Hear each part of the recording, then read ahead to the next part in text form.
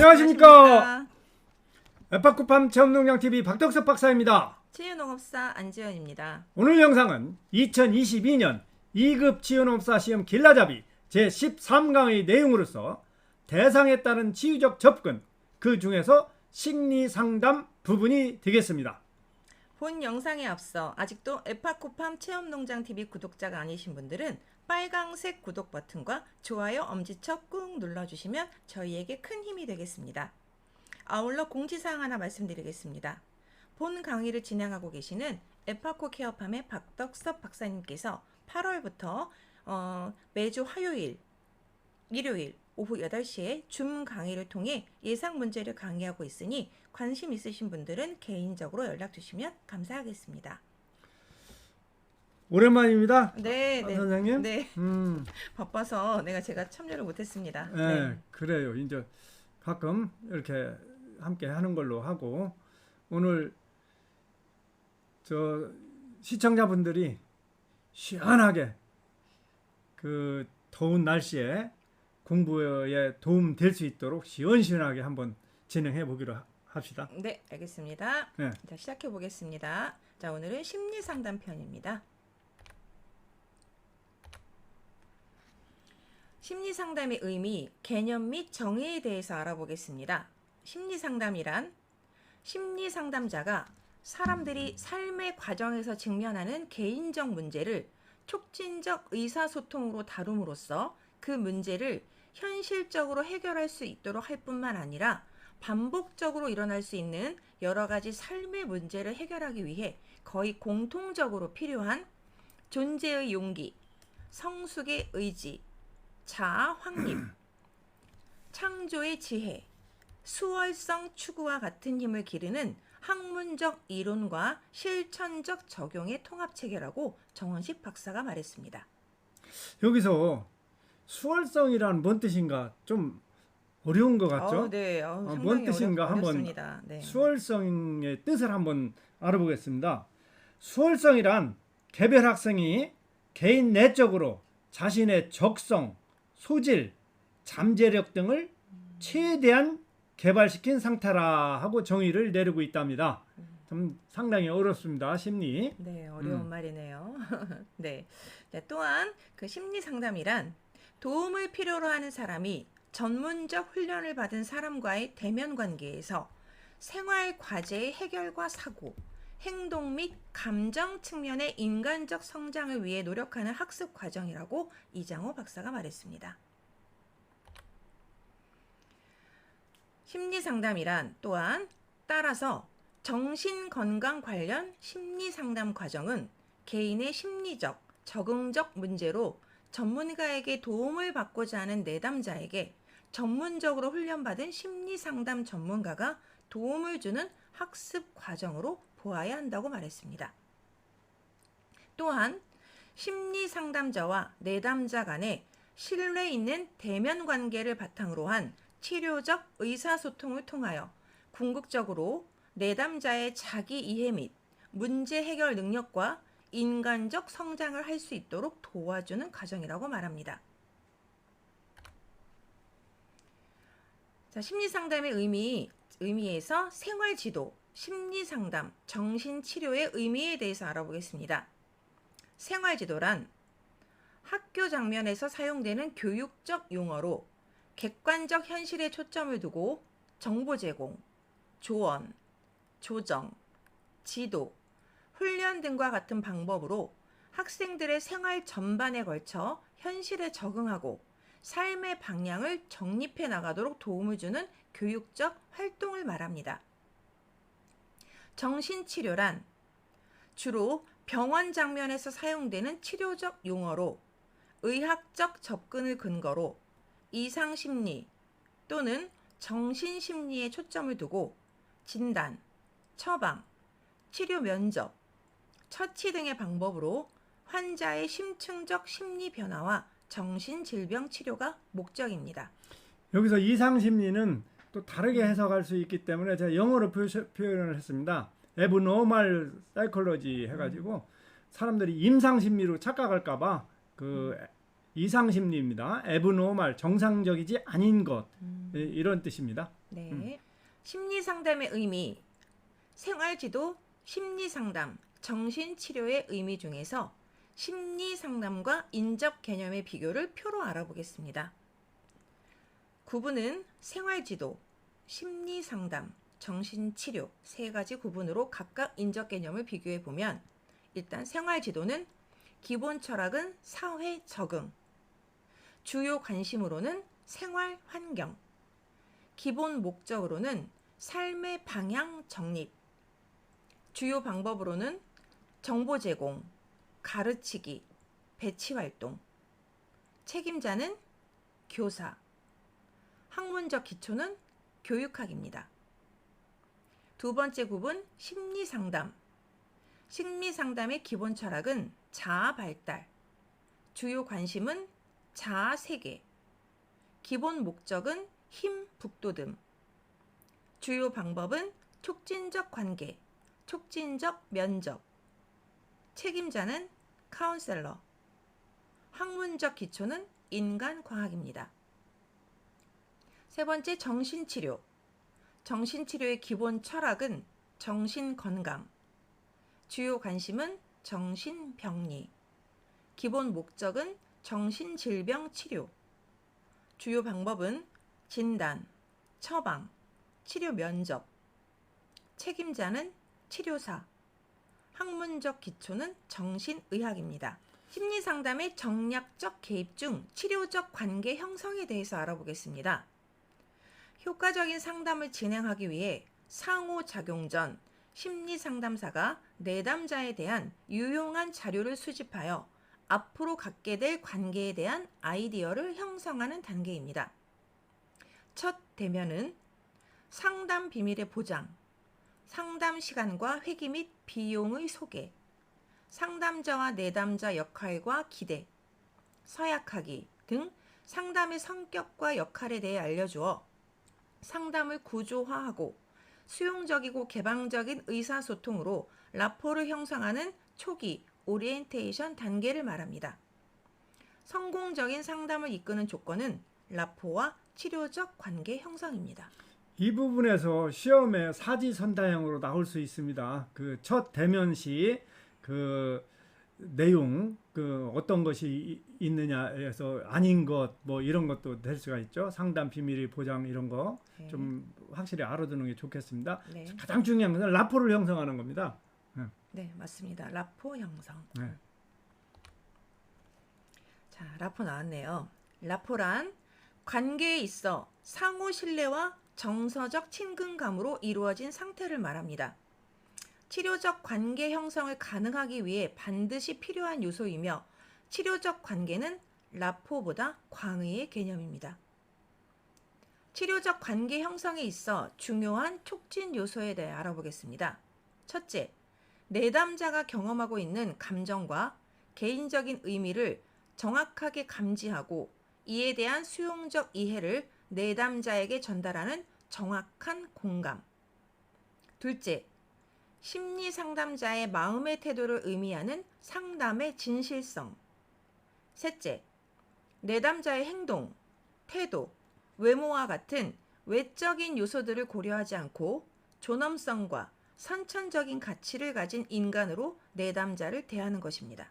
그러니까 치료적 관계 형성에서 가장 중요한 게 라포 형성인데, 라포 형성에서 중요한 것이 이렇게 정확히 그 내담자하고 공감을 갖는 거, 그 다음에 상담할 때 진실되게 해야 된다는 거하고, 그 다음에 세 번째는 그 사람이 어떤 사람이든 간에 그런 외적인 것 고려하지 않고 그냥 인간 자체의 존엄성, 가치를 가지고 내담자를 대하는 거다. 이렇게 표현하는 게 나을 것 같습니다. 네. 네. 심리 상담의 정략적 개입 중 두 번째, 심리 상담 이론의 선택에 대해서 알아보겠습니다. 성격 유형 검사를 통하여 인위적인 집단 역동을 체험하고 자신과 서로를 이해하는 기회를 갖는 일은 매우 중요한 일입니다. 대표적인 성격 유형 검사로는 신뢰도와 타당도가 검증된 애니어그램과 MBTI 등을 들 수 있습니다. 이것은 자신과 서로를 이해하기 위한 기초적인 자료를 제공하고 상담과 개인의 성장에 유용한 도구입니다. 그래서 작년 양성 교재에서는 MBTI만 나왔었죠. 네네. 요새 올해 그 양성 교재에서 새로 등장한 게 애니어그램입니다. 네. 애니어그램. 애니어그램 저 때는 없었는데요. 네. 음. 상담 이론에서 접근 방법에서 공통적인 것에 대하여 알아보겠습니다. 첫째, 상담 과정의 노력은 자기 이해의 촉진입니다. 둘째, 상담의 결과는 대인 관계의 학습이나 불안 및 긴장의 감소입니다. 셋째, 상담자의 개입은 내담자의 수준 및 문제의 속성에 맞게 점진적으로 진행된다는 것입니다. 심리상담 이론의 선택 중 상담의 과정에서 심리상담 전략의 구상을 위해 고려할 수 있는 질문에 대해서 알아보겠습니다. 첫째, 친밀감의 형성과 구조화. 즉, 이 내담자와 친밀감을 형성하고 발전시키는 데 예상되는 특별한 문제점이 있는가? 첫 번째 면접을 어떠한 구조로 구성할 것인가? 당신은 어떤 상담 이론을 사용하려고 하는가? 둘째, 문제점 규명하기. 즉, 예상되는 내담자의 주요 문제점은 무엇인가? 내담자의 강점은 무엇인가? 내담자와 심리 상담자는 어떤 방법을 사용하여 문제점을 규명하려고 하는가? 내담자의 사고와 의미, 감정, 행동 중 어느 면에 강조점을 두려고 하는가? 간조점이 아니라 강조점입니다. 강조점. 네. 오타가 났네요. 셋째, 심리 상담 목표 설정하기. 즉, 심리 상담을 통하여 얻게 되는 결과 목표는 무엇인가? 내담자가 그리는 이상적인 자기 모습이나 환경을 어떻게 도출해낼 것인가? 넷째, 대안의 탐색과 실천. 즉, 어떤 형태의 대안이 도출되어야 하는가? 어떤 심리 상담 이론을 내담자에게 소개해 줄 것인가? 다섯째, 실생활에서의 일반화. 즉, 내담자가 상담에서 익힌 새로운 삶의 방식을 일상생활에 적용해 보기 위해 구체적으로 어떤 계획이 있는가? 심리 상담을 받고 나서 생활이 변화하였고 효과가 있었다는 것을 어떻게 알 수 있는가? 다음은 심리 상담의 정략적 개입 중 심리 상담 이론의 선택, 심리 상담의 단계적 전략 과정에 대해서 알아보겠습니다. 첫 면접에서 상담자는 내담자에게 어떤 상담 이론을 사용할지를 결정해야 합니다. 상담의 목표를 설정해야 합니다. 내담자에게 어떤 심리 상담 이론을 실천 과제로 제공할지를 결정해야 합니다. 그래서 심리 상담이 단계적 전략 과정이기 때문에 네. 이러한 것을 단계적으로 해야 된다는 거죠. 어떤 상담 이론을 사용할지 보고 다음에는 그 상담의 목표를 설정하고 다음에는 그 실천 과제로 심리 상담 이론을 실천 과제로 제공할지 안 할지를 결정해야 된다는 얘기죠. 다음은 심리 상담의 정략적 개입 중 셋째, 관계 종결에 대해서 알아보겠습니다.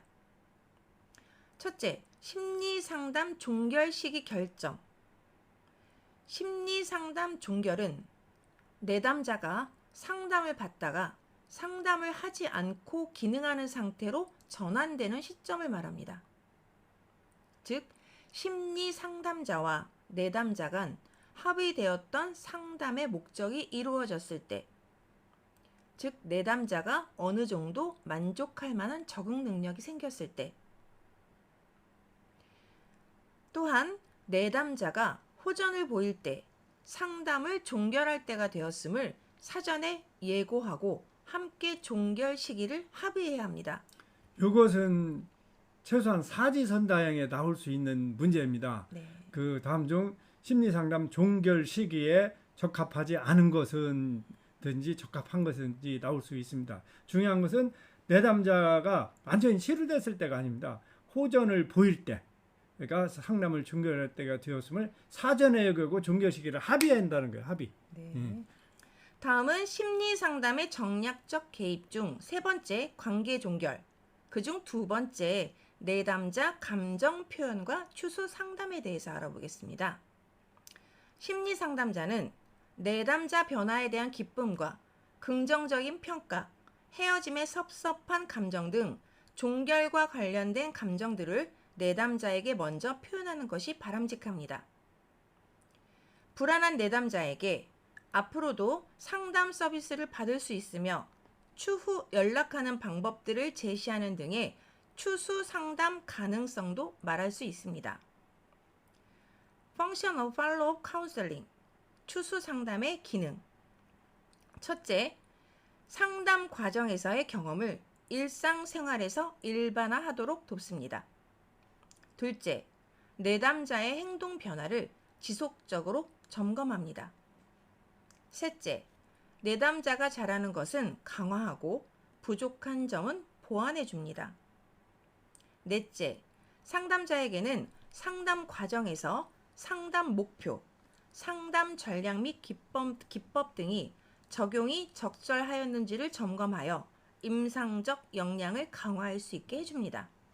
여기서 추수 상담은 기업에서 일단 마무리하는 것을 팔로업 미팅이라고 하는데 그는 상담이기 때문에 팔로업 카운슬링입니다. 그래서 마무리 상담입니다. 그래서 내담자가 종결이 이제 되면은 프로그램이 종결되면 불안해하고 좀 섭섭한 감도 있고 그런 것들을 어떻게 해결하고 앞으로 그 사람 내담자한테 안정감을 줄 수 있는 방안 이런 걸 모색하는 것이 그 추수 상담이 아닌가 생각합니다. 그래서 추수 상담의 그 기능을 네 가지로 이렇게 열거를 한 것입니다.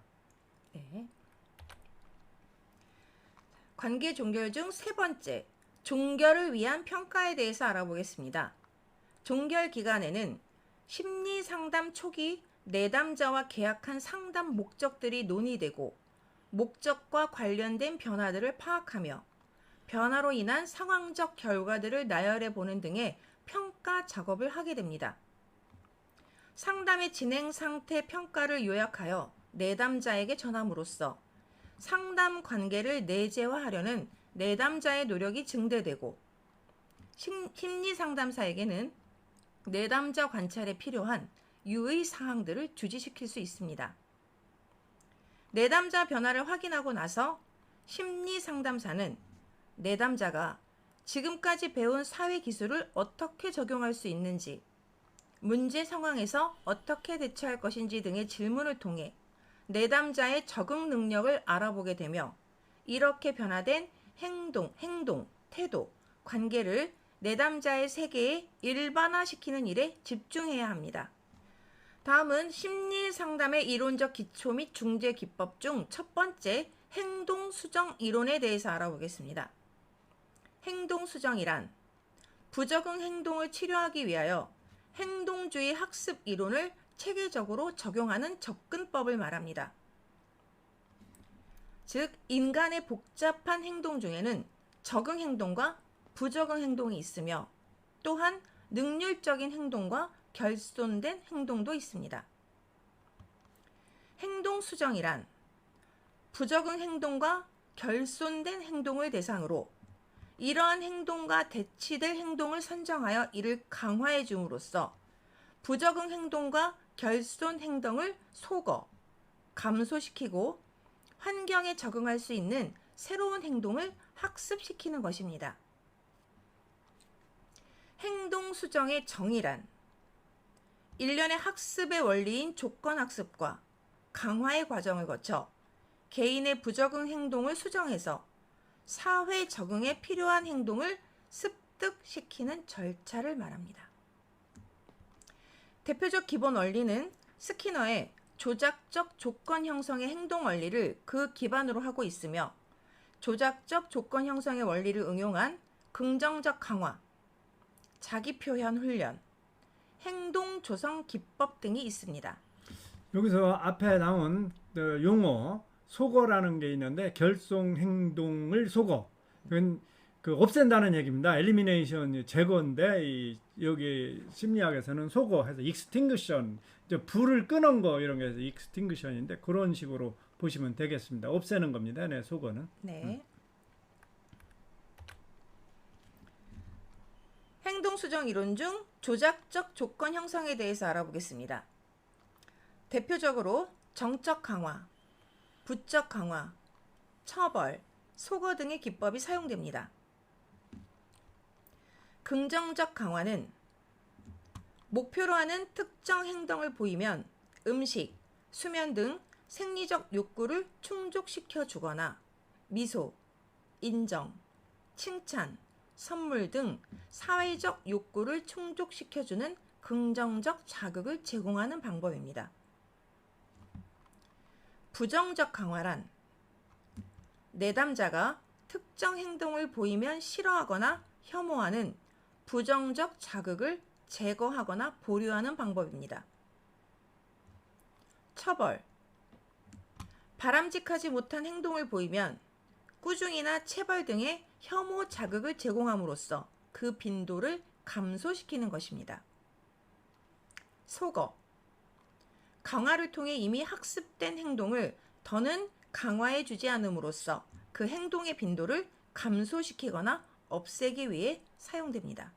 여기서 참고로 작년 양성교재하고 용어가 조금 틀리게 나왔는데 내용은 똑같습니다. 작년에는 정적 강화, 부적 강화 이렇게 했는데 위에 내용은 그렇고 밑에는 긍정적 강화 이게 이제 정적 강화가 되겠습니다. Positive Reinforcement. 그리고 그 부적 강화는 부정적 강화 이렇게 해서 그 말을 좀 늘렸죠. 네가티브 리인포스먼트 해가지고 내내 부적 강화입니다. 그래서 내용이 작년에 그 공부하신 분들은 조금 혼란스러울 수가 있을 겁니다. 긍정적 강화는 정적 강화, 부정적 강화는 부적 강화 이렇게 보시면 되겠습니다. 네. 행동 수정 이론 중 둘째, 자기 표현 훈련. 주로 대인관계의 문제를 해결하는 데 사용됩니다. 불쾌한 감정이나 분노를 제대로 표현하지 못하는 사람, 거절을 잘 못하는 사람, 애정이나 호감을 잘 표현하지 못하는 사람 등에게 효과적입니다. 서로 역할을 바꾸어가며 자유롭게 자신의 감정과 의사를 표현하는 역할 행동 연습을 통해 이루어질 수 있습니다. 이 훈련은 집단 프로그램에서 많이 실시되고 있습니다. 행동 수정 이론 중 셋째, 행동 조성. 바람직한 행동을 여러 단계로 나누어 강화함으로써 점진적으로 바람직한 행동에 접근하도록 유도하는 방법입니다. 즉, 학습 태도가 불량한 학생의 행동에는 무관심하고 교사의 설명에 주의를 기울일 때는 반드시 관심 또는 칭찬을 보임으로써 점차 바람직한 행동으로 유도하는 것입니다. 행동 수정 이론 중 넷째, 행동 수정 상담 기법의 중재. 스키너의 행동 수정 이론은 변별 자극, 즉 선행 상황, 반응, 즉 행동, 강화 자극, 즉 결과의 세 요소가 있습니다. 원예 치료 기법으로 적용할 수 있으며 반복적인 원예 활동을 통한 변별 자극, 반응, 강화 자극을 신체에 국한해서 연결하면 다음과 같습니다. 첫째, 변별 자극은 2개 이상의 자극, 즉 파란불과 빨간불을 제시하고 파란불에 어떤 반응을 보일 때 보상을 제시해 바람직한 행동을 유도하기 위한 목적입니다. 즉 치유농업, 텃밭 활동에서 삽을 잡는 행동을 할 때는 보상을 주고 다른 행동을 할 때는 보상을 주지 않음으로써 삽을 잡는 행동을 지속시킬 수 있습니다. 행동 수정 상담 기법의 중재 중 둘째, 반응은 행동으로 실천하는 개념인데 유기체의 모든 행동들은 선행 자극이 나타나면 일련의 반응을 보이게 됩니다. 예를 들어 텃밭 활동에서 식물을 심기 위하여 삽을 쥐는 연습과 엄지와 집게손가락의 사용을 통해 유연성을 갖게 되는 것 등은 도구를 사용하여 모종을 심는 일련의 순서에 따라 활동하는 과정과 연결되는 것으로 반응에 해당됩니다. 셋째, 강화 자극은 어떤 특정한 행동이 나오면 그 행동의 결과를 강화시켜주는 자극을 제시함으로써 이후에 행동이 일어나는 확률과 빈도를 증가시키는 것입니다. 예를 들어 지적 장애 아동이 꽃가위로 줄기를 자르는 행동을 수행하면 이를 강화시켜 줄 수 있는 자극인 다양한 칭찬과 반응, 물적 보상을 제공하고 이로 인하여 반복적으로 꽃가위로 줄기를 자르게 하여 결과적으로는 눈, 손, 대뇌의 협응력을 증진시키게 됩니다. 행동수정 이론 중 5번째, 행동수정 이론의 평가. 행동수정 이론이란 실천하기를 미루는 사람, 공포증, 강박장애, 중독 문제, 다양한 내담자 및 청소년 장애 등의 구체적인 부적응 행동을 바람직한 행동으로 유도하는 데 가장 유망한 치료법으로 사용되고 있습니다. 한계점으로는 행동을 변화시킬 수는 있지만 감정을 변화시키지 못한다는 점. 따라서 자기 실현을 추구하는 내담자에게는 부적합합니다. 상담이 심신 간 상호작용의 원리를 통해서 행동으로 옮기는 것을 반복하게 되면 정신이 변화될 수 있다는 심리치료의 철학적 기초에 어긋난다는 한계가 있습니다. 올해 신양성교재에는 그 장점, 단점 이런 식으로 않고 그 장점을 공헌점, 단점을 한계점 이런 식으로 표현을 하셨습니다. 해놓았습니다. 네. 네. 다음은 심리상담의 이론적 기초 및 중재 기법 중 2번째, 합리적 정서적 행동치료, 즉 REBT에 대해서 알아보겠습니다. 첫째, 비합리적 신념과 합리적 신념. 앨리스에 의해 개발된 REBT 이론의 핵심 내용은 인간의 인지, 정서, 행동이 인지에 의하여 결정된다는 것입니다. 전통적인 행동주의 이론은 인간을 단순히 외부 자극에 반응하는 기계적인 존재로 보고 있습니다. REBT 이론은 인간의 부적응 행동 또는 이상심리는 환경이나 무의식 따위에서 유발되는 게 아니고 그 사람이 지닌 왜곡되고 부정확한 신념체계, 즉 비합리적인 신념 때문에 발생한다고 봅니다. 따라서 자신과 환경 또는 대인관계를 합리적인 신념체계로 바꾸어 보다 합리적이고 현실적이며 논리적 사고와 융통성 있는 인생관을 갖도록 돕는 것이 중요합니다. 여기서 REBT는 작년에는 좀 많이 이렇게 나왔어요.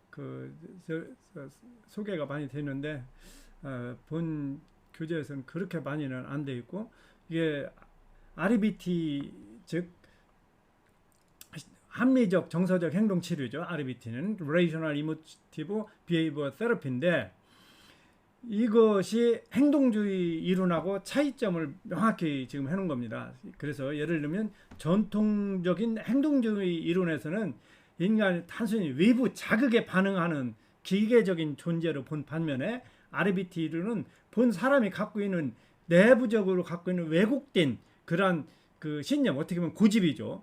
그래서 예를 들어서 안지연은 내가 이쁘니까 남자친구가 많아야 돼.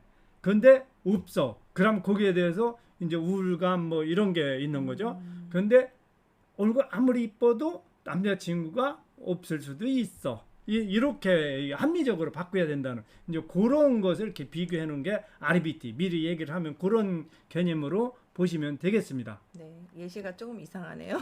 예를 들자면 그렇다는 얘기입니다. 네. 자, 합리적 정서적 행동치료 REBT를 표로 알아보겠습니다. 표로 아주 그냥 보기 쉽게 되어 있네요. 네. 네, 일단 비합리적 신념, 절대론적인 사고, 반드시 당연히 절대 꼭 해야 한다. 그래서 제가 아까 그렇게 예를 네. 든 겁니다. 파국화 신념, 만약 뭐뭐 하면 끔찍할 것이다. 그래서 여기서는 조금 저 설명을 바꿔가지고 하나하나를 비교하는 게 좋을 것 같아요. 비합리적 신념하고 합리적 신념. 아, 네, 네네네. 그래서 절대론적인 사고를 네. 비교적 사고. 비교조적 제가 그럼 네. 그렇게 비교하면서 한번 읽어보겠습니다. 예. 비합리적 신념에서는 절대론적인 사고, 반드시 당연히 절대 꼭 뭐뭐 해야 한다. 반대로 합리적인 신념에서는 비교조적 사고, 나는 뭐뭐 하기를 바란다. 하지만 반드시 뭐뭐 해야 하는 것은 아니다. 비교가 딱 되네요. 비교적. 네. 자, 비합리적인 신념에서 파국화 신념. 만약 뭐뭐 하면 끔찍할 것이다. 합리적 신념에서는 향파국화, 항파국화 신념.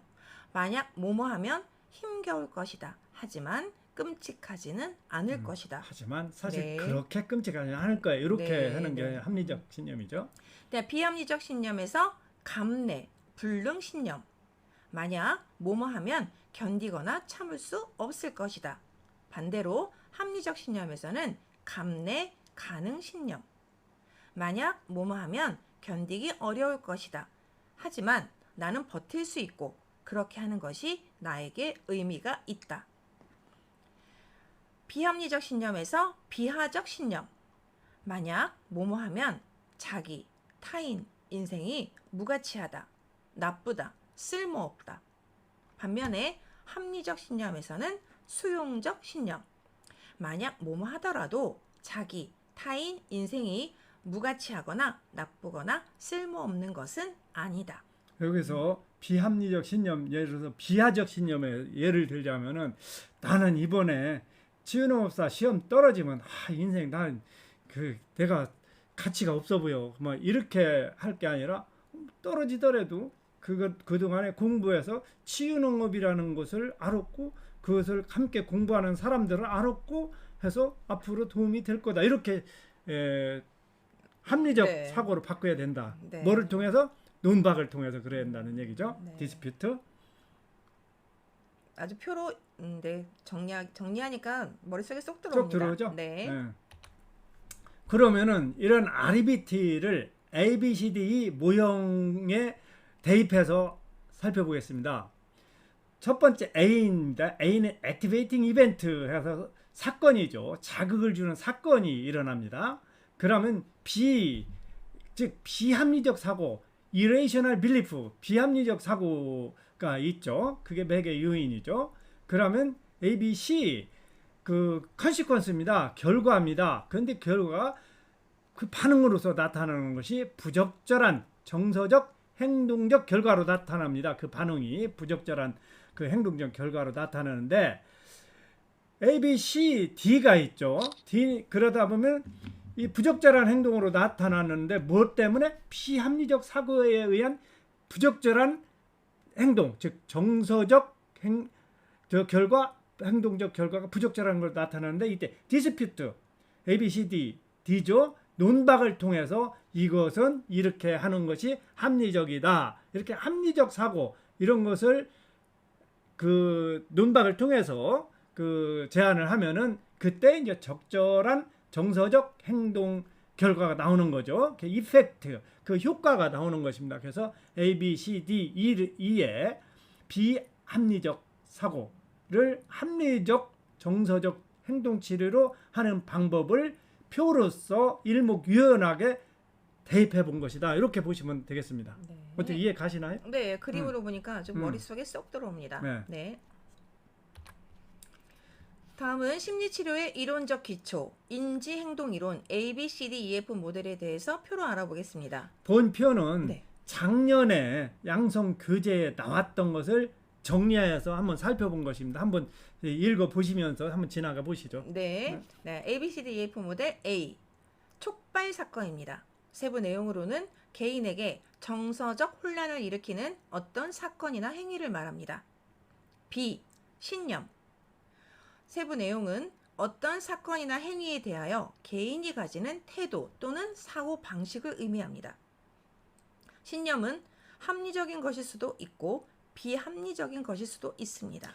이때 비합리적인 것을 논박을 통해서 합리적으로 만들자 이거죠. 네. C, 결과.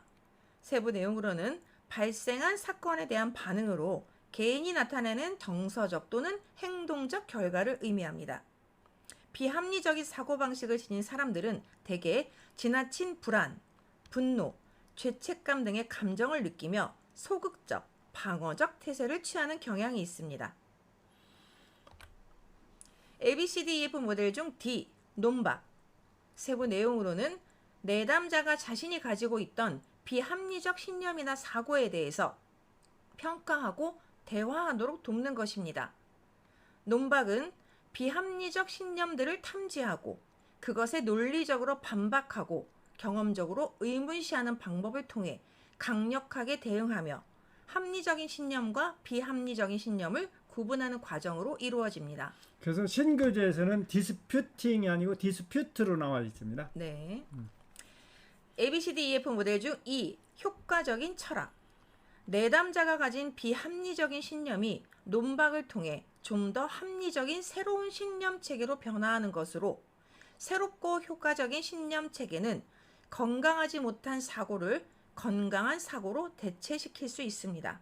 그래서 신규제에서는 A, B, C, D, E까지만 언급이 돼 있죠. 네. F가 안 돼 있죠. 네. F는 이제 그 결과가 새로운 감정과 행동. 그래서 new feeling인데 F를 땄습니다. new feeling and behavior. 그 새로운 감정과 행동이 이제 도출해 내게 된다는 얘기입니다. 네, 세부 내용으로는 내담자가 합리적인 신념 체계를 가짐으로써 자기 수용적인 태도와 효과적인 행동을 나타내게 됩니다. 심한 불안이나 우울, 문제 행동 대신에 적절한 수준의 실망과 낙담 등을 하게 됩니다. 심리상담의 이론적 기초 및 중재 기법 중 합리적 정서적 행동치료 REBT 상담 기법의 중재에 대해서 알아보겠습니다. 성공적인 상담은 성공적인 상담은 비합리적 사고를 계속 논박하여 어느 정도 재교육에 성공하느냐에 의해 결정된다고 말했습니다. 논박이 성공하면 내담자의 적절한 정서와 적응적 행동이 효과로 드러나게 되는 것입니다. 박경혜 박사가 1997년 말했습니다. 상담 기법에는 인지적, 정서적, 행동적 기법이라는 세 가지 평범하고 일반적인 영역으로 구분되는 방법들이 포함된 종합적인 전략 기법이 있습니다. 이 같은 REBT 상담, 논박 기법과 그것을 중재로 한 원예 치료 효과를 관련지어 살펴보면 다음과 같습니다. 올해 그 양성교제의 특징이 그렇습니다. 어떤 내용 기법이 나오고 치료 방법이 심리 방법이 나오면은 적응 방법이 나오면은 그 치유 농업하고 이렇게 연관을 꼭 지어 나왔습니다. 네. REBT 상담 기법의 중재 첫 번째, 인지적 기법은 비합리적 신념을 합리적 신념으로 변화시키는 것이고 현재의 상태에서 좋게 느끼게 하는 것이 아니라 현재의 상태에서 실제로 더 나아지는 것에 초점을 둡니다. 여기서는 그래서 한글로 얘기하면 뭔 소리인가 잘 모르는데 영어로 해야 좀 더 구분됩니다. 네. feel better 하는 것이 아니고 get better입니다. 네. 예? 그 현재 상태에서 더 좋게 하는 것이 아니라 현재 상태에서 실제로 좀 나아지는 거, 이게 명확히 구분을 해야 되는 것입니다. 네. 또한 인지적 기법의 핵심인 비합리적 신념을 논박하는 것입니다. 예를 들어서 다육식물 잎을 분리한 후 엽삽을 실시하거나 부러진 가지를 잘라 정리한 후 줄기삽을 실시하여 뿌리가 내리는 과정을 경험하게 함으로써 가능성, 또 다른 시작으로 의미를 부여할 수 있습니다. 가능성을 찾기 위해 삽목을 시도한 것처럼 대상자가 시도할 수 있는 노력이 무엇인지 사고하게 할 수 있습니다. REBT 상담 기법의 중재 중 두 번째, 정서적 기법은 즐거움, 우울, 스트레스, 불안같이 주로 생리적인 반응과 직결되어 있는 것으로 즐거움, 기쁨, 자기만족, 여유로운 느낌이나 감정을 느끼도록 상황을 전환시키는 것에 중점을 둡니다. 주요 접근 기법은 무조건적인 대상자 수용과 상담자의 자기 개방, 역할 연기 등이 있습니다. 즉 식물을 성공적으로 길러냄으로써 성취감, 만족감을 느끼며 꽃, 엽채, 열매 등을 수확하면서 미래에 성공한 나의 모습을 상상하며 정서를 자극할 수 있습니다. REBT 상담 기법의 중재 중 세 번째, 행동적 기법은 말하는 것, 몸짓, 기타 신체의 움직임과 같이 우리 눈으로 관찰되는 것을 적극적, 지시기법을 주로 사용해서 실천 가능하고 행동 지향적인 과제를 부과하여 행동의 변화가 일어나도록 도와주는 것입니다. 주요 기법은 보상기법, 과제 부과, 기술 훈련, 합리적 사고의 연습과 강화 등이 있습니다. 예를 들어 원희 활동은 식물이 튼튼하고 건강하게 성장하는 모습을 통해 자신의 단점보다는 장점을 생각하면서 또 다른 자신의 모습을 이해하는 데 효과가 있다고 봅니다.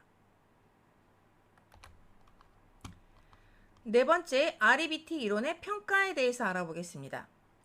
REBT 이론의 공헌점, 포괄적이고 절충적인 치료 실제를 강조한다는 점입니다. 단기간 내 우울과 불안을 다룰 수 있습니다.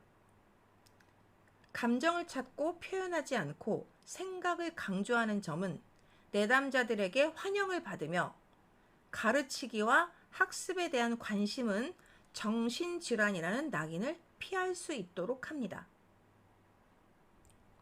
한계점은 감정을 무시하는 경향이 있고 무의식이나 내재하는 갈등의 탐색에 관심이 없습니다.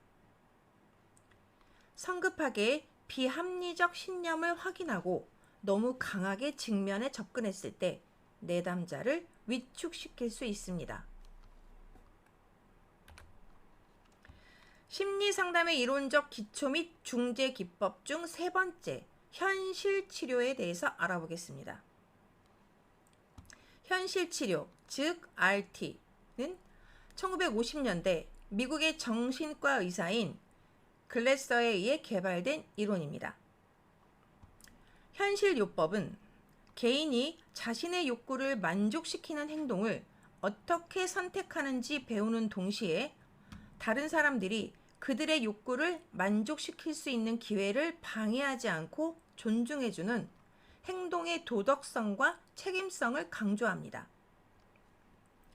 현실 치료의 목적은 자신의 행동 탐색과 평가를 통해 원하는 것이 무엇인지를 탐색하고 원하는 것을 얻기 위해 도움이 되는 행동을 선택하는 활동을 학습함으로써 현실 체계에 효율적으로 대처할 수 있는 행동의 변화를 말합니다. 현실 치료의 특징은 과거나 미래보다는 현실을 중요시하고 통찰, 감정 등 정신보다는 행동을 중요시하는 것입니다. 여기서 현실 치료는 RT, 즉 리얼리티 테라피입니다. 테라피에서 THERAP인데 R자로 잘못 오타가 되어 있네요. 즉 한마디로 현실 요법은 자기 자신이 욕구를 만족시키는 행동을 어떻게 하는지 배우기도 하지만 다른 사람들이 그 사람들의 욕구를 충족시키는데 방해하지 않는 것도 그 현실 치료입니다. 그래서 도덕성이 나오고 책임성이 나오는 겁니다. 네. 그렇죠? 네. 심리상담의 이론적 기초 및 중재 기법 중 현실 치료. 첫 번째, 선택 이론입니다. 현실 치료의 배경이 된 선택 이론에서 인간의 행동이란 인간에게 유전적으로 내재되어 인간을 움직이게 하는 5가지 기본 욕구 중 한 가지 또는 그 이상을 충족시키기 위해 그 당시에 최선을 다하는 것입니다. 행동하는 것이 외부 자극에 의한 것이라는 자극, 반응 이론과 반대되는 것으로 행동이 내면적인 개인 동기임을 중요시하는 것입니다. 현실 치료 중 두 번째, 인간의 기본 욕구. 선택 이론에 의하면 인간의 기본 욕구는 인간을 행동하게 하는 강한 에너지라고 보며 5가지 유형이 있습니다. 첫째, 생존 및 생식의 욕구로 신체 구조를 움직이고 호흡하거나 땀 흘리는 것, 혈압 조절 등 생존 및 생리적 욕구. 둘째, 사랑과 소속의 욕구로 다른 사람과 사귀고 속하고 싶은 욕구. 셋째, 힘의 욕구로 경쟁하고 성취하고 자신과 남에게 가치 있는 사람으로 느끼고 싶은 욕구. 넷째, 자유의 욕구로 원하는 것을 스스로 선택하고 자신을 자유롭게 표현하고 싶은 욕구. 다섯째, 즐거움에 대한 욕구로 학습, 놀이, 웃음 등을 통해 즐기고 싶은 욕구. 여기서 인간의 기본 욕구 5가지를 이렇게 나눠봤지 않습니까? 네. 이거 딱 보면 생각나는 거 없어요? 딱 보면은 뭐가 생각나는 거 없어요? 뭐가 생각날까요? 이것을 보면 저는 메슬로의 욕구 네네네. 저 위계로 생각됩니다. 근데 다 보면 조금 순서가 좀 바뀌었어요. 메슬로 첫 번째는 맞습니다. 생리적 욕구 메슬로의 1단계고 네. 메슬로의 2단계는 세이프티죠. 안전에 대한 욕구고 세 번째가 러브 앤 빌롱잉 해갖고 사랑을 받고 있고 받고 싶고 소속감 이게 이제 2번으로 되어 있어요. 네. 그 다음에 네 번째는 에스팀 해서 존중을 받고 싶고 남을 또 존중해주는 에스팀 존중인데 이것도 나와 있을 것 같아요. 자기 자신에게 가치 있는 사람으로 이것도 비슷한데 네. 이 메슬로의 그 욕구 5단계 하고 이것을 조금 대입하면 공부를 확실히 할 수 있을 것 같아요. 네. 현실 치료의 세 번째 전 행동. 선택 이론에 의하면 인간의 전 행동은 활동하기, 생각하기, 느끼기, 신체 반응의 4가지 구성 요소로 되어 있습니다. 현실 치료에서는 인간이 통제할 수 있는 활동 요소와 생각하기를 먼저 변화시킴으로써 통제가 어려운 느끼기와 통제가 더욱 어려운 신체 반응까지 변화시켜 결국 전 행동의 변화를 이룹니다.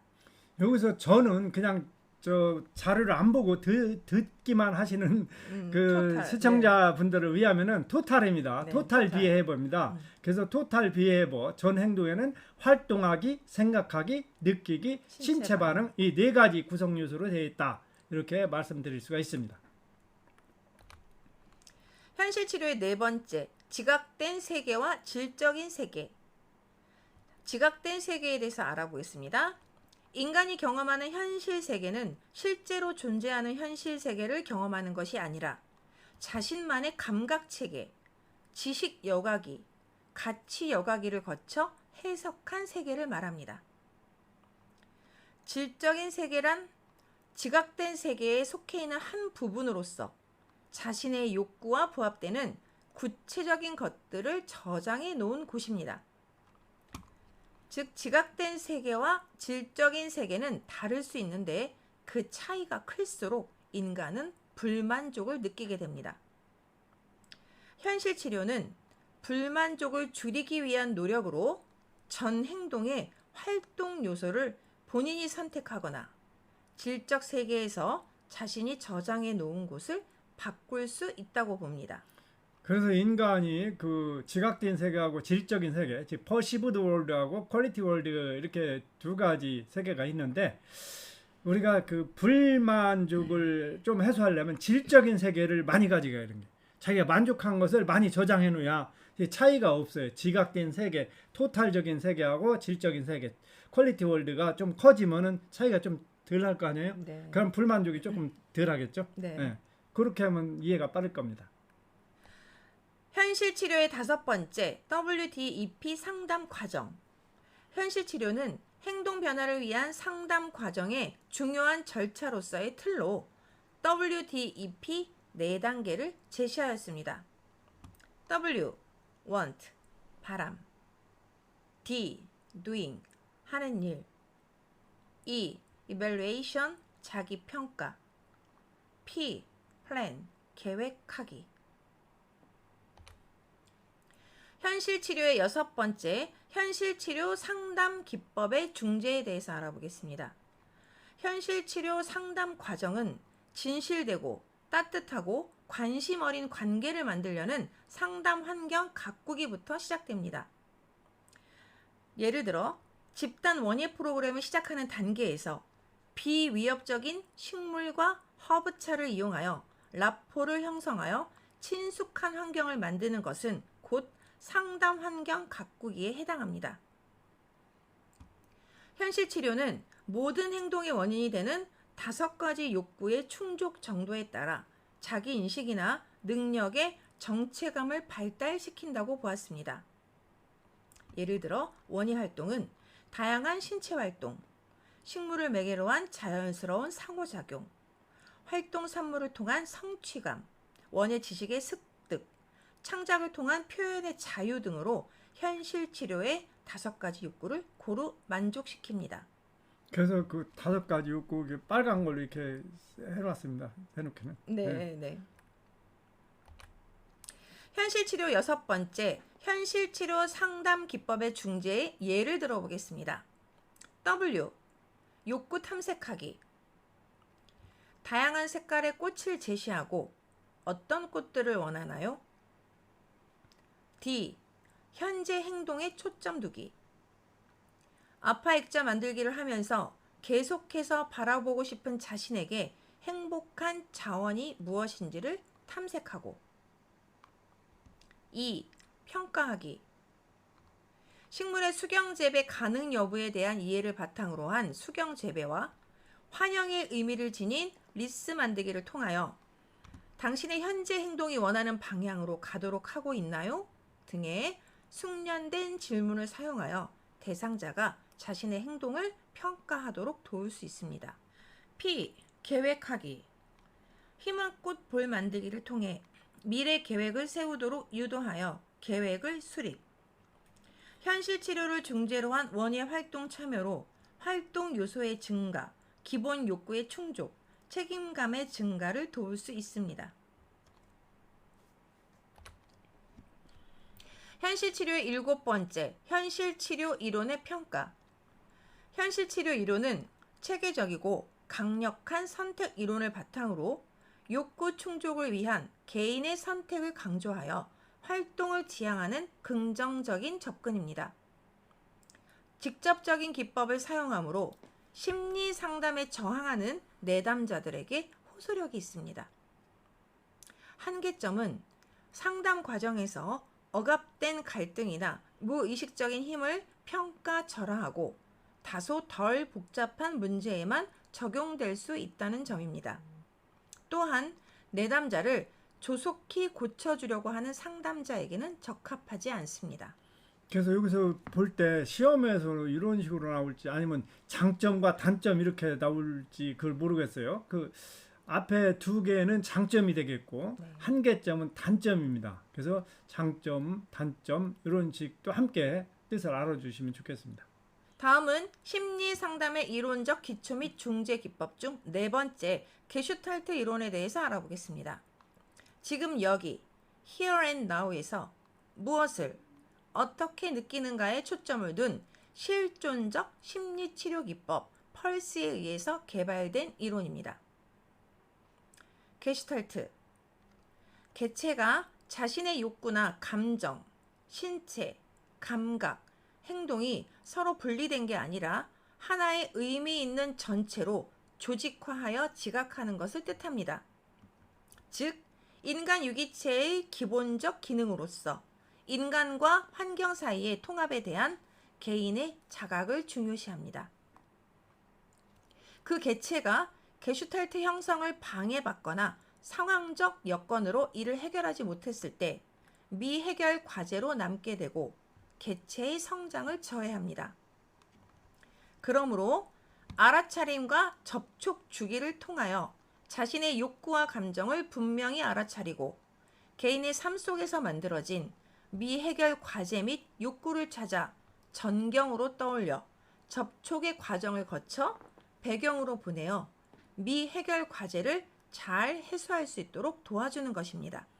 여기서 조금 이해를 돕기 위해서 물론 다들 잘 아시겠지만 게슈탈트의 그 의미 자체를 한번 잘 새겨보시면은 게슈탈트는 예를 들어서 어떤 한 조직이 이 몸을 따진다면 조직이 하나의 부품이 플러스돼서 이루어진 게 아니라 그 이상이라는 얘기입니다. 그 하나의 개체의 부분 이상으로 효과가 나는 것을 이제 게슈탈트를 하는데, 여기서 용어가 우리말이지만 전경으로 떠올려 이렇게 하면 전경이 뭔가, 사실 원본에서는 전경을 피규어라고 나왔어요. 피규어.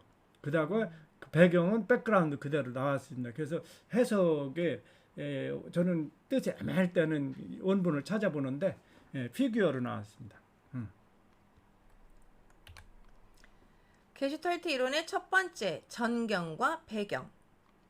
게슈탈트를 형성한다는 말은 개인이 어느 한순간에 중요한 욕구나 감정을 전경으로 떠올린다는 의미입니다. 건강한 개인은 매 순간 자신에게 중요한 게슈탈트를 분명하게 형성하여 전경으로 떠올릴 수 있습니다. 건강하지 못한 개인은 전경을 배경과 명확하게 구별하지 못합니다.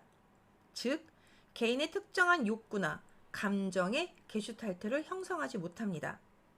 이런 사람은 흔히 자신이 정말로 하고 싶은 일이 무엇인지 잘 모르기 때문에 행동 목표가 불분명하고 매사에 의사결정을 어려워합니다. 일반적으로 개인은 전경으로 떠올렸던 게슈탈트를 해소하고 나면 그 전경은 배경으로 물러납니다.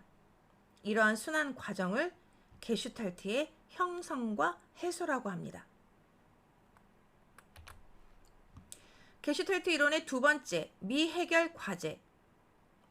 개인이 게슈탈트를 형성하지 못했거나 또는 형성하긴 했으나 방해받았을 때 그 게슈탈트는 배경으로 사라지지 못합니다. 그러므로 전경으로 떠오르지도 못하므로 중간층에 남아있게 됩니다. 바로 이걸 미해결 과제라고 합니다. 이 미해결 과제가 많아질수록 개인은 자신의 욕구를 효과적으로 해소하는 데 실패하게 되고 결국 인간의 원망, 증오, 고통, 불안, 죄의식, 포기 등과 같은 심리적 장애를 일으킵니다. 게슈탈트 이론의 셋째, 지금 여기, here and now. 발음 좋습니다. 게슈탈트 이론은 미해결 과제를 완결 짓는 일이 매우 중요합니다. 이러한 미해결 과제를 해결할 방법은 지금 여기, here and now를 알아차리는 것입니다. 게슈탈트 이론의 네 번째, 알아차림과 접촉 주기. 알아차림이란 개체가 자신의 욕구나 감정을 지각한 다음 게슈탈트로 형성하여 전경으로 떠올리는 행위를 말합니다. 접촉이란 전경으로 떠오른 게슈탈트를 형성하기 위해 환경과 상호작용하는 행위를 말합니다. 게슈탈트가 형성되어 전경으로 떠올라도 이를 환경과의 접촉을 통해 완결짓지 못하면 배경으로 사라지지 않습니다. 접촉은 게슈탈트 형성, 해소의 순환 과정을 도와 유기체가 성장할 수 있도록 합니다. 즉, 알아차림, 접촉 주기는 게슈탈트가 생성되고 해소되는 반복 과정입니다.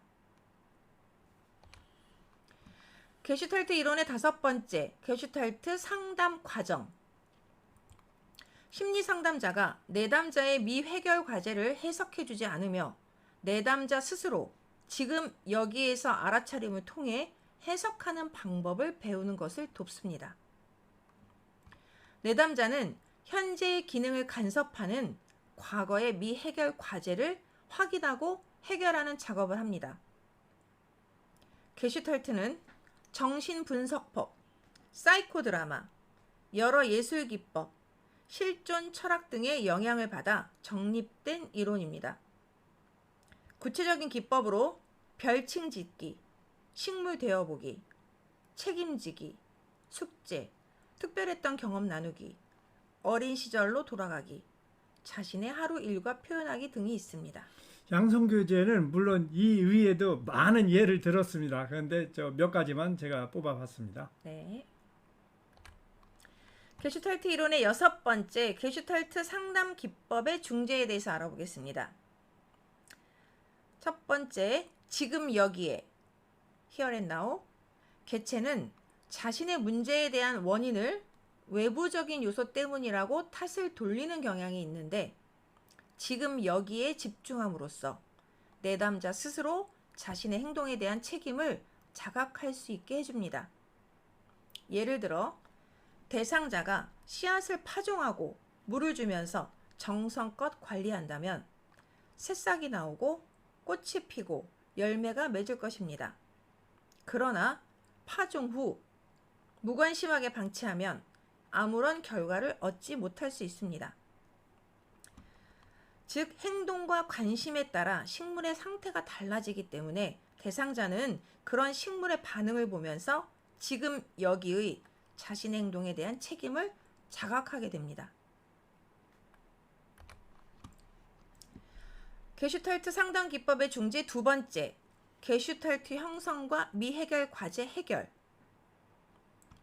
개체는 삶의 주제와 관련하여 자신의 삶에서 미완결된 주제를 완성하려는 욕구가 있습니다. 이러한 주제들의 발견을 게슈탈트 형성이라고 합니다. 개체는 게슈탈트 형성을 통해 자신의 욕구와 감정, 나아가서 삶의 목표를 알게 되고 이에 따라 행동 지침이 생기게 됩니다. 따라서 자신의 크고 작은 주제를 찾아 자각하도록 도와주는데 역점을 둡니다. 대상자는 식물의 재배 경험을 통해서 생장 과정 중에 변화하는 모습을 통해 미해결 과제를 발견하여 직접 해결해 봄으로써 자신의 삶의 미해결 과제를 발견하고 해결하여 목표를 알게 됩니다. 게슈탈트 상담 기법의 중재 중 세 번째, 실존적 체험. 게슈탈트는 여러 가지 다른 모습으로 자신을 드러냈다가 다시 감추지만 그 본질은 눈으로 보고 귀로 듣고 손으로 만질 수 있는 감각 세계인 바로 삶입니다. 대상자는 다양한 원예 활동을 통해 오감을 자극받아 자신의 여러 가지 욕구와 감정을 발견하고 식물의 발화, 생장, 수확의 과정을 통해 삶의 존재에 대한 생동과 변화를 직접 경험함으로써 자신의 삶을 재조명할 수 있습니다. 다음은 게슈탈트 이론의 7번째, 게슈탈트 이론의 평가에 대해서 알아보겠습니다. 게슈탈트의 공헌점. 감정에 대해 단순히 이야기하는 것보다는 직접적으로 경험하고 행동하는 것을 강조한 점이며 내담자의 행동을 근거로 자신의 내적 성장과 자기 확장에 대한 관점을 제공해 준다는 것입니다. 이 접근법은 내담자를 이해하기 위한 핵심으로 비언어적 행동을 강조합니다. 게슈탈트의 한계점. 게슈탈트 기법들은 강한 정서 표현을 이끌어낼 수 있습니다. 그러나 표현된 감정을 다루지 않거나 인지적 작업이 이루어지지 않으면 내담자들은 미해결 상태로 남으며 자신이 학습한 것에 통합감을 갖지 못할 것입니다. 또한 상상력을 발휘하기 어려운 내담자들은 게슈탈트 기법으로 도움을 받지 못할 것입니다. 다음은 심리상담의 이론적 기초 및 중재 기법 중 5번째, 긍정심리 이론에 대해서 알아보겠습니다. 긍정심리학의 창시자 셀리그만에 의하면 과거 심리학이 인간의 약점이나 부정적 상태, 심리적 결함에 대해서만 편향적 관심을 중심에 둔 것에 문제 제기하고 진정한 치료는 손상된 것을 고치는 것이 아니라 우리 안에 있는 최선의 가능성을 끌어내는 것이어야 한다고 제안하였습니다. 진정한 행복이란 긍정적인 정서를 끊임없이 추구하는 즐거운 삶, pleasurable life, 개인의 감정을 발휘하여 일에 몰입하는 적극적인 삶, engaged life, 자신의 대표 감정과 미덕을 활용하여 더 넓은 범위인 가족, 직장, 사회를 위해 봉사하고 공헌하는 의미 있는 삶, meaningful life 등으로 구성됩니다. 이에 행복을 추구하는 구체적인 성격 강점과 덕목을 과학적인 연구 방법론을 적용한 연구가 시작되었으며 그 결과로 시작된 심리학의 새로운 분야가 긍정 심리학입니다. 긍정 심리학의 세 기둥에 대하여 알아보겠습니다. 첫째, 긍정적 상태.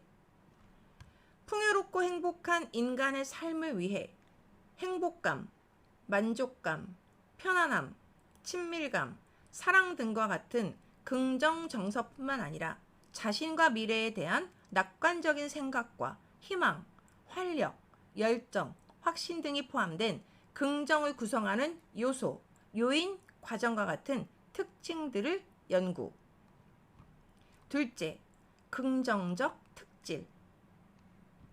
창의성, 호기심, 지혜, 사랑, 친절, 사회지능, 용기, 끈기, 진실성, 활력, 용서, 자기조절, 리더십, 감사 등 개인의 내면에 내재되어 있는 기질이나 성격같이 지속적으로 지니는 성품, 미덕 등을 연구. 셋째, 긍정적 기관. 구성원의 자아 실현과 행복을 지원하는 긍정적 조직이나 제도를 의미하는 긍정적 기능의 조직을 탐구. 이처럼 긍정 심리학은 심리학의 한 분야로 과학적인 방법을 통해 인간의 긍정적인 특질과 행복에 대해 체계적으로 연구한 학문이라고 할 수 있습니다. 셀리그만은 이러한 이유로 긍정 심리학에 기반하여 인간의 내부에 있는 강점과 미덕을 추구하였으며 궁극의 행복한 삶을 실현하고자 하였습니다. 긍정 심리학 이론의 중재에 대해서 알아보겠습니다. 긍정 심리학 이론을 중재로 한 실외원의 활동으로 상추, 고추, 토마토 등의 채소 기르기는 식물의 전체 생장 과정을 비교적 짧은 기간에 볼 수 있으며 특히 기르는 동안의 노력과 기다림에 대한 보상으로 일과 열매 등의 눈에 보이는 결과물이 주어집니다. 이러한 수확물로 인한 성취감뿐만 아니라 성공적인 경험을 통하여 긍정적인 경험을 축적하게 됩니다. 협업하며 식물을 기르고 그 결과물을 함께 먹으며 대상자 사이의 친밀도를 높일 수 있습니다. 원예 활동을 통해서 이렇게 하다 보면은 긍정적인 경험을 축적하게 되는 거죠. 그 다음에 이제 함께 심어서 파종해서 클 때까지 여러 과정을 할 때 함께 하거든, 더불어. 그러니 협업하면서 사회성도 높아지죠. 그래서 또 먹을 때도 또 함께 이렇게 먹는단 말이에요. 그래서 이 사회적인 친밀도도 높아질 수 있다. 이런 식으로 해석하면 되겠습니다. 네, 사회에서도 똑같아요. 밥 먹어야 친해지죠. 네. 세 번째, 긍정심리 이론의 평가에 대해서 알아보겠습니다. 긍정심리학자들에게 성품은 심리적이고 사회적인 안녕에 있어서 핵심적입니다. 그들은 덕의 함양은 인간을 행복하게 만들어준다는 행복과 미덕의 관련성을 이해하는 데 있어서 매우 커다란 학문적 기여를 한 것이 사실입니다. 긍정심리 이론의 한계점. 긍정심리학에서 제시한 덕목과 성격 강점의 분류 기준이 지나치게 자의적이고 체계적이지 않다는 점입니다. 덕목이나 강점 간 상호작용과 연관성을 제대로 인식하지 못하고 있다는 점입니다. 미덕의 실천을 통해 행복해질 수 있다는 성급한 일반화의 오류에 빠질 수 있다는 것입니다. 지금까지 2급 치유농업사 시험 길라잡이 제13강의 내용으로 제1권 치유농업 대상의 이해, 대상에 따른 지적 접근에서 심리상담 부분에 대해서 살펴보았습니다. 이번 강의에서는 예상 문제를 하지 않겠습니다. 이번 강의가 너무 시간이 많이 차지하고 용량이 크기 때문에 다음 강의 제14강에서 예상 문제를 함께 풀어보는 시간을 갖도록 하겠습니다. 수고하셨습니다. 네, 오늘 고생 많으셨습니다. 네. 오늘 또 저희 에파쿠팜 체험농장 TV를 사랑해주신 시청자 여러분 대단히 고맙습니다. 언제나 건강하시고 행복한 나날 되시기를 간절히 기원합니다. 감사합니다.